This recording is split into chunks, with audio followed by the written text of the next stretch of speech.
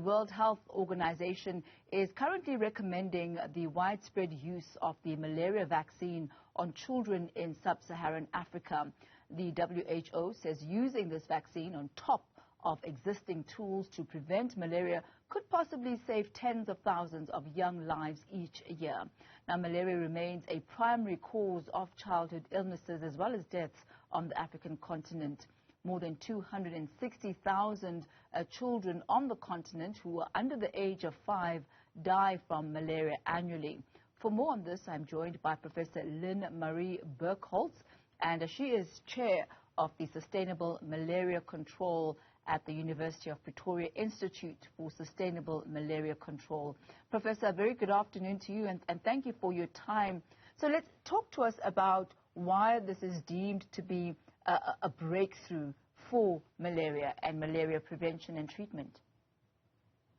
Yeah, indeed. Thank you very much for the invitation. It is indeed a breakthrough. It's something that we as a community have been working on for about 30 years now to get a vaccine against malaria.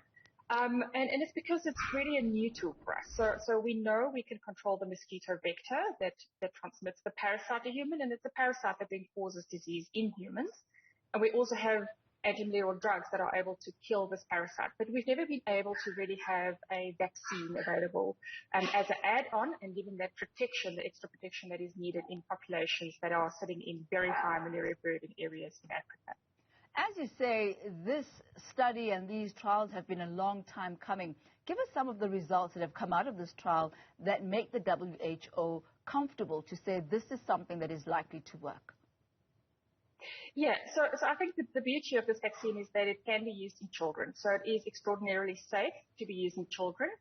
It is also economically viable, so it can be rolled out in Africa. And that is something that can really stop an intervention if we can't roll it out in Africa. But in terms of efficacy, it's actually not as good as what we've now heard and people are aware of in terms of COVID vaccines. This vaccine is only about 30% effective in blocking severe malaria and preventing death in children under 5.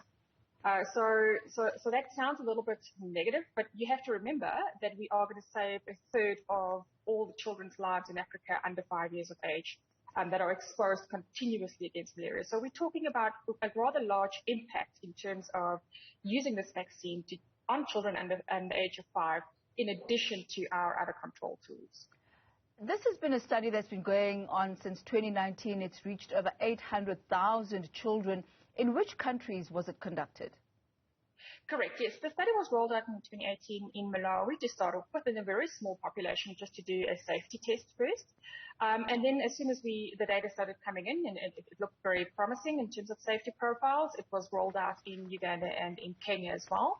And ultimately, after these 3-4 years, we have a cohort of 800,000 children that have now been given the vaccine. And that is why we can claim safety against this vaccine, as well as the efficacy data that have now come in. Talk us through some of the findings. Yes, so what this vaccine does, it really is a vaccine that, like I said, it's been a long time in development. And it targets the form of the parasite that actually initiates a liver stage infection. And what you have to realize is we're talking about a parasite. It's a very different organism to the virus that we now are so aware of these days. And this vaccine targets this liver stage of the parasite, so it actually prevents onset of infection in these children. And what we found with the study is really that it helps the children's immune system to actually develop a little bit of a better protection. So that's really the powerful nature of this vaccine. Children in Africa are really exposed to a huge number of mosquito bites, as we know, in high malaria settings. But their immune system have not yet had the ability to then start protecting themselves. And it's only after you're past 5 years old that you then have a little bit of protection in the area that you are working with. And what the study clearly showed is that it protects about 40% of children from even getting infection, but more importantly, it also protects 30% of children for severe malaria. So really getting those children not to have cerebral malaria, so going into the brain, and also preventing death. So how would this then be administered? Would it end up being a compulsory vaccination for children who are in high exposure areas? Right. So this is part of the negotiations with each country and their National Department of Health and their vaccine strategies. You could envision that it could become part of the national vaccine rollouts, like we've seen in these countries, including the MMR, the mumps, rubella, those type of vaccinations, that it almost becomes automatic for children if their parents consent to be enrolled and to actually get this vaccine. So it really it could become really as easy as that. Professor Birkholtz, thank you once again for that. Certainly good news for the continent and its children. The vaccine currently called RTS-SAS01.